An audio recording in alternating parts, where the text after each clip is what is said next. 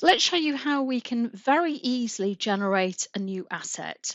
Now, the system has the ability to auto-generate an asset number, or of course you can define your own. So let's generate a car for me today.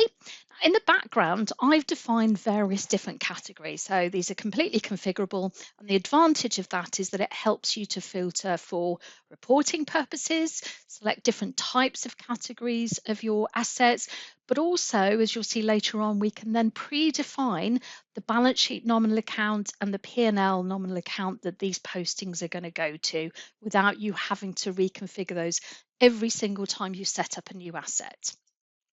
So when we create this, it'll create a new asset number. Obviously, we've got the name and description, things like the serial number, which in this case of the vehicle could be the registration number, make manufacture number, and then you've got the cost value, depreciation value, accumulated. So what have we depreciated so far? The net book value and the value at disposal. We can capture a subcategory underneath that category. At the moment, this is a live asset, so it's going to allow us to do our depreciation. We've got some very simplistic wizards that allow us to write off the asset, but also to sell the asset as well, and that can create a sales invoice. We can also put this on hold, which prevents us from being able to do any posting of depreciation, and then finally the ability to do a full depreciation.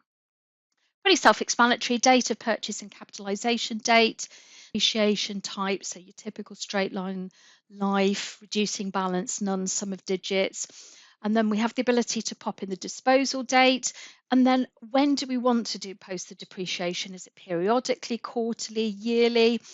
And then our expected life of this particular asset, and if we want any residual value left over at the end of that, and do we want to put an insurance value against that?